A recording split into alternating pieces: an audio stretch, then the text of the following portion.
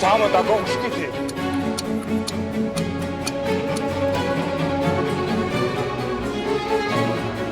אני מכירה, כיום וכתיום אצלנו פמיליאם נאמן.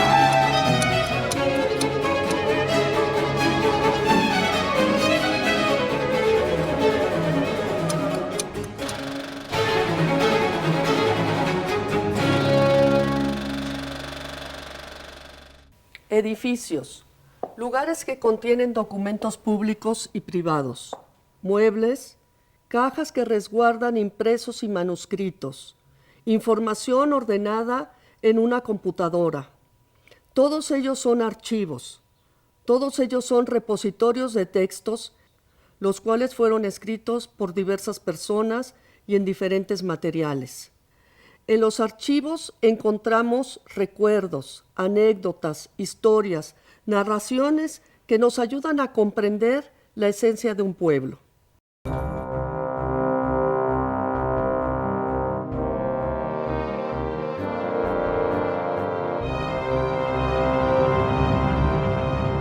La gran riqueza cultural de México se prodiga de varias maneras y en diferentes lugares.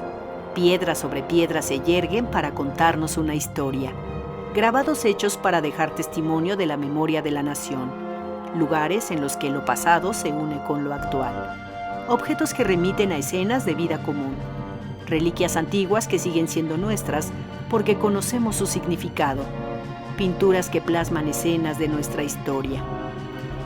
La idea del documento es que es un instrumento vivo de la memoria, ¿no? El documento es un instrumento que está ahí y que nosotros como memoria histórica lo estamos continuamente releyendo, reconstruyendo y viendo en él cosas cada vez diferentes, ¿no? Porque finalmente el documento se lee a partir de una época.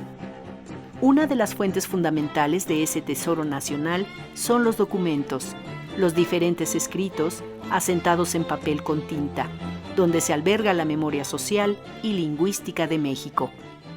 Retomo algo que decía Octavio Paz, que para la poesía es la memoria de la vida y los archivos son su lengua.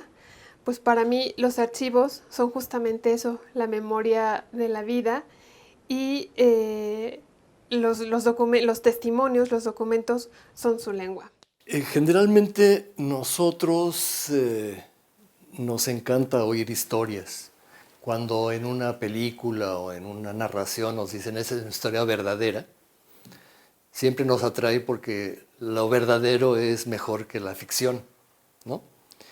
Esta idea de una historia verdadera es lo que me llevó a transitar desde la historia a la literatura. Y precisamente en los archivos he encontrado mucho material para esas historias de vida, ¿no? Esas historias verdaderas. Los archivos son lugares que se constituyen así en reservorios de nuestra historia, de nuestras culturas y de nuestras lenguas. La palabra archivo tiene diferentes acepciones. Si nos remitimos al significado etimológico de la palabra archivo, vamos a encontrar una palabra griega, que es la palabra argé, que significa principio y significa también mandato. Es decir, en el archivo ocurre el mandato de la autoridad. Ahí se refleja, se expresa el poder de la autoridad. La mayoría de los estados y ciudades en México cuentan con uno o con varios archivos. En ellos se preservan importantes documentos para entender lo que fue y lo que es hoy nuestro país. Hay archivos de tipo eclesiástico, hay archivos de tipo civil, ¿no? Tenemos incluso los archivos, por ejemplo, que maneja el Poder Judicial. Tenemos archivos como el archivo de, ¿qué te gusta?, el archivo histórico del Ejército Mexicano. O sea, hay muchos tipos de archivos, ¿no? Es decir, depende de qué es lo que estés buscando en ellos. Sin embargo, esta gran riqueza es desconocida por la mayoría de los mexicanos. Los testimonios del quehacer cotidiano de México desde la época colonial hasta nuestros días se albergan en esos archivos históricos. La palabra archivo le podemos poner distintos adjetivos. Podemos hablar de archivos históricos, de archivos de trámite, de archivos de concentración, de archivos privados, de archivos notariales, eclesiásticos, etc. Pero finalmente lo que tiene un archivo es un conjunto organizado de documentos que están disponibles, localizables para la consulta. Entre ellos destaca el Archivo General de la Nación, uno de los archivos más importantes en el mundo en documentación americana. Un archivo es un lugar donde se resguardan documentos que contienen fragmentos de memoria escrita, hojas con letras trazadas con pluma y tinta, libros, mapas, dibujos, todos ellos clasificados según cierto orden y colocados en estantes o archiveros. Son una alacena o un armario de escritos, esto es, repositorios. Son los almacenes, las bodegas de nuestra herencia documental. Si te interesan cuestiones de evangelización, hay un archivo espectacular que es el de Propaganda Fide, donde va poca gente, y es esta congregación que se dedicaba justamente a la propagación de la fe, como su nombre lo indica. Entonces ahí tienes documentos sobre métodos de evangelización, desde Canadá hasta Chile, cualquier cantidad de cosas, ¿no? Y son documentos particularmente ricos, ¿no? Pero ojo, si lo que quieres trabajar, por ejemplo, son sistemas de parentesco, entonces tienes que irte a los archivos parroquiales para ver los libros de sacramentos, que es otra cosa que he trabajado. ¿Por qué? Porque ahí se consigna el nombre, no solamente de la criatura, sino de sus padres, lo de los padrinos, ¿verdad? Entonces puedes ver las redes de poder que se van tejiendo entre los caciques que llevan a bautizar a tal o cual niño, o ves también las cuestiones sobre matrimonios dependiendo del tipo de parentesco que se emplea en la comunidad, ¿no? Entonces si es patrilineal, si es matrilineal, y eso lo puedes ver revisando los libros de sacramentos, ¿no? Entonces hay muchos tipos. Un último tipo que me gustaría mencionar es lo relacionado a las cuestiones pictográficas, porque a menudo uno piensa en que en los archivos solo hay documentos escritos, ¿verdad?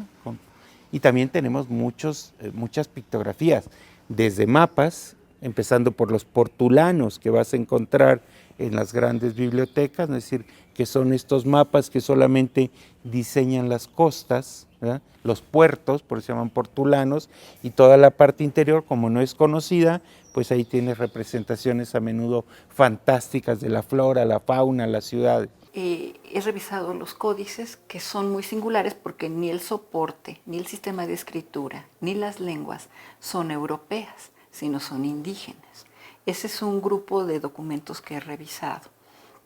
Y también he revisado documentos del siglo XVI, sobre todo en Austin, en los de las relaciones geográficas. He estado últimamente trabajando en las relaciones geográficas de Guatemala, de Atitlán y Zapotitlán, con los mapas que acompañaban a las relaciones geográficas, y entonces he revisado estos manuscritos enormes que tienen todas las características de los códices prehispánicos, con la diferencia de que están hechos sobre papel europeo. Ese es un grupo. Y bueno, otros documentos asociados, por ejemplo, con el Popol Vuh y la vida del dominico que lo encontró, lo transcribió y lo tradujo, el Popol Vuh, y encontré un documento del propio dominico que explica cuántas veces se copiaron varios de sus textos, que tiene vocabularios, tiene un documento muy importante que se llama El Tesoro de las Tres Lenguas, porque es cachiquel, quiché y sutujil y español. Son de estos autores pioneros que adecúan el alfabeto a los sonidos, los fonemas mayas. Y encontré un documento que me pareció muy importante porque él empezó a solicitar una merced real por toda su labor evangelizadora, y eso explica por qué tenemos varias versiones de los documentos dispersos en Europa, en Estados Unidos. Hay una cantidad enorme de tipos documentales que uno tiene que ver y que se combinan dentro de los expedientes que se fueron conformando como respuesta a las diligencias que se realizaban ante las autoridades, ya sea de carácter civil o eclesiástico, en estas tierras y también en la metrópoli. En el mundo, primero se escribía en tabularium, esto es, tabulae o tablas, cortezas de árboles enceradas. Sobre ellas se escribían en Roma los tabeliones, tironianos y cartularios. Ellos después pasarían a conocerse como escribanos, notarios y secretarios. En los scriptura medievales, los religiosos se encerraban para escribir o para hacer ilustraciones. En las cancillerías se realizaba documentación real. En las notarías se validaban documentos privados.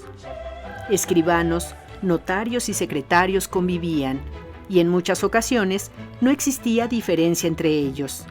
Al Nuevo Mundo y por tanto a la Nueva España llegaron muchos escribientes, cada uno con un propósito, cada uno con una pluma diferente. No solamente quiénes escribían, sino desde cuándo se escribían. Yo estoy hablando de indígenas, ¿verdad? Del área maya. Es muy interesante. Tú ves, por ejemplo, que en un proceso de 1541, ¿sí? Acuérdate que la conquista de Yucatán es mucho más tardía que la del centro de México.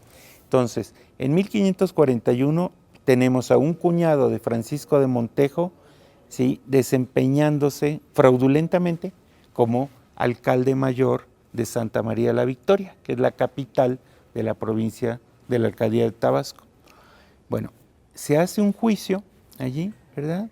Y entonces es muy interesante porque los indígenas que van a declarar firman sus declaraciones. Y la mayoría de los encomenderos y españoles que están ahí dice, fis mi signo por no saber escribir, se le ponen una cruz nada más, ¿no?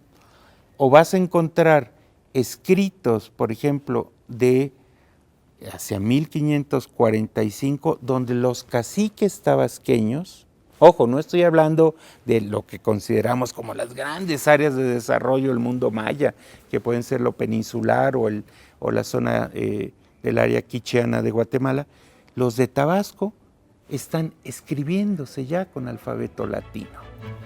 En esa época se escribía generalmente sobre papel, fabricado con material arbóreo, con lino, algodón, cáñamo, también sobre piel y pergamino. Como instrumentos para hacerlo, se utilizaba la pluma de ave, a la que había que hacerle un corte especial.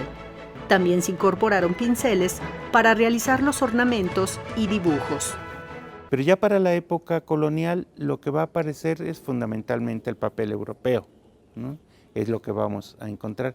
En ocasiones las encuadernaciones o los empastados sí van a ser todavía con pieles, ¿no? Pero generalmente el papel que encontramos es papel europeo. En el periodo colonial parece ser que hubo una preocupación por no dejar elaborar la documentación en papel, por ejemplo, papel amate, en papel como de algodón o de piel de venado. Parece ser que los que sí hicieron los títulos primordiales, muchos de ellos sí en eso están hechos esos materiales, pero el grueso de esos papeles es papel europeo. El líquido utilizado era la tinta hecha con hollín o sulfato de hierro, al que se le incorporaba vino o vinagre. La tinta roja se utilizaba para resaltar letras. También se podían realizar letras en oro y en plata. La mayoría de las tintas son tintas ferrogálicas.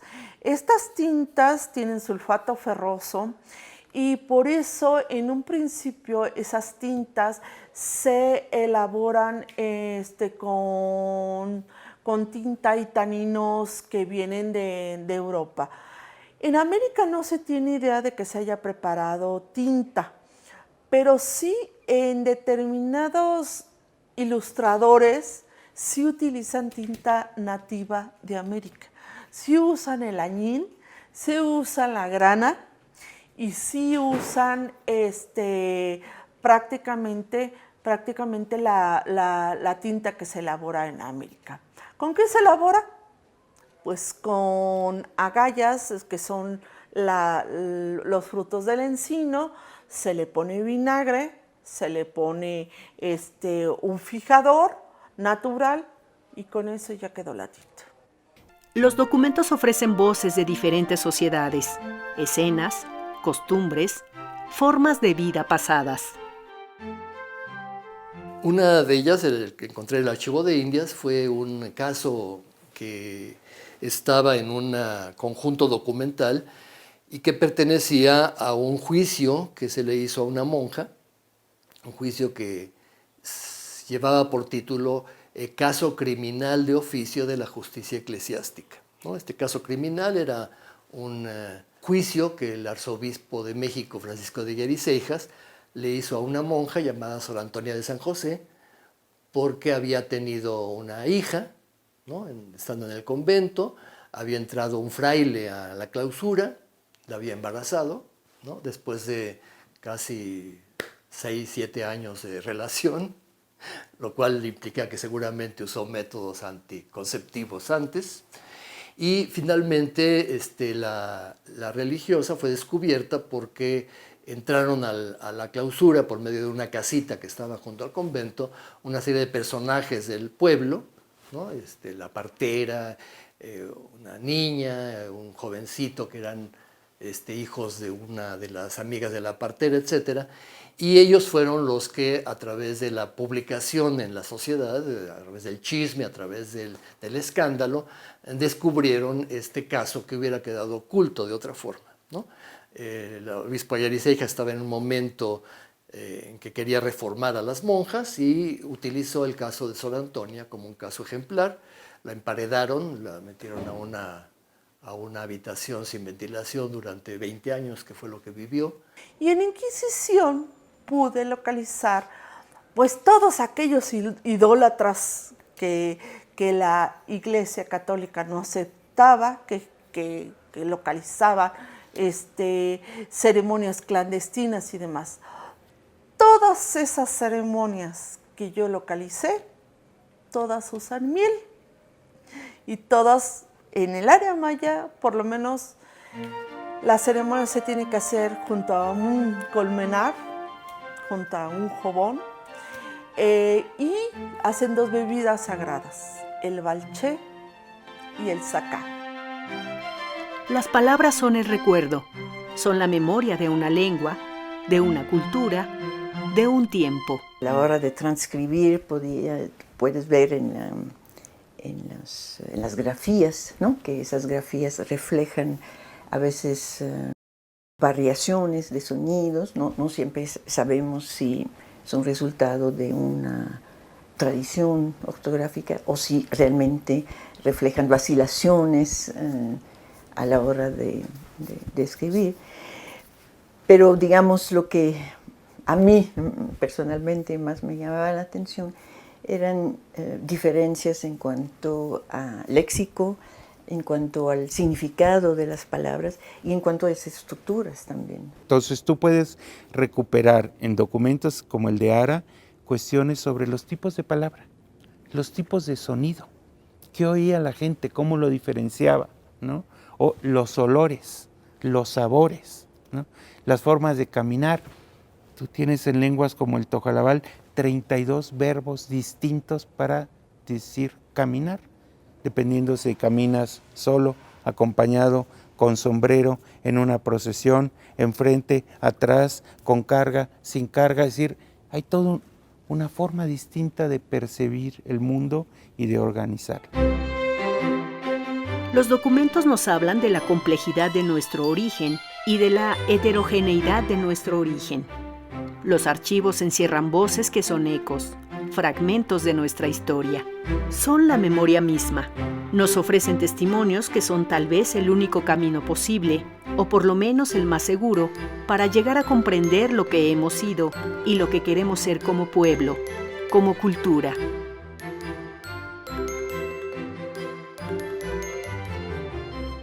ese documento realmente cambió totalmente mi visión a la conquista. Porque son indígenas, zapotecos, nahuas y todo eso, que viven entonces en 1560, 1565 en Guatemala. Escriben al rey de España, que ellos han hecho la conquista, es lo que están diciendo, y se llaman a sí mismos indios conquistadores.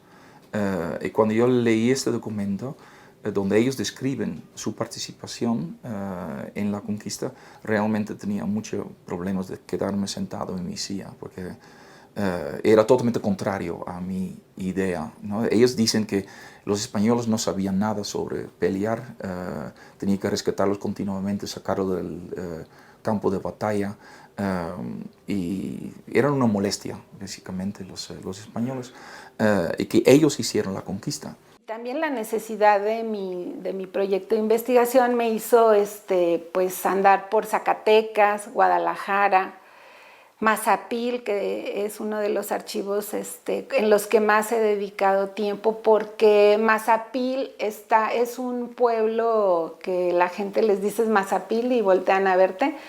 Fue un pueblo minero muy importante, digamos, de esta fiebre de plata, de toda esta producción de plata colonial. Está al noreste de la ciudad de Zacatecas, pertenece al estado de Zacatecas, muy próxima a Saltillo, pero está enclavada en la sierra y es una zona donde se produjo mucha plata en la época colonial, y justamente de ahí es un centro que va a ser el origen de toda la población hacia el noreste. Entonces eso fue lo que he encontrado, la llegada de los primeros pobladores, digamos, españoles, algunos italianos también, como médicos, como cirujanos, no eran médicos en esa época, cirujanos, pero ahí se origina o ahí llegan, convergen mucho de la migración que venía de Europa, de España, y de ahí son estas corrientes migratorias que van a dar origen a Saltillo,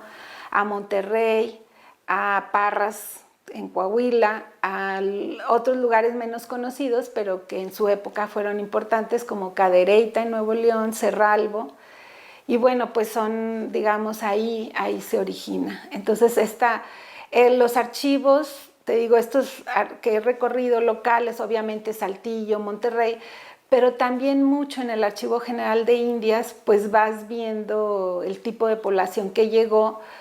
Hay una población importante de vascos llegando a esta zona, fundando centros mineros. Muchos de los archivos mexicanos son lugares inexplorados, casi olvidados, pero ahí están, presentes en cada ciudad, en muchos pueblos, y en sus estantes almacenan el recuerdo vivo de nuestro legado cultural.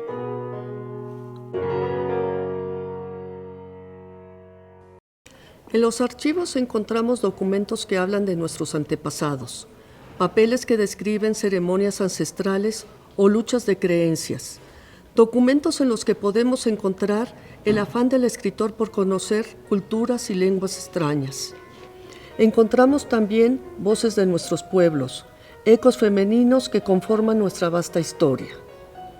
Los repositorios de la memoria, como el Archivo General de la Nación, contienen palabras cotidianas de ayer y de hoy, joyas artísticas, históricas, científicas que nos ayudan a entender el calidoscopio social, lingüístico y cultural que es nuestro México.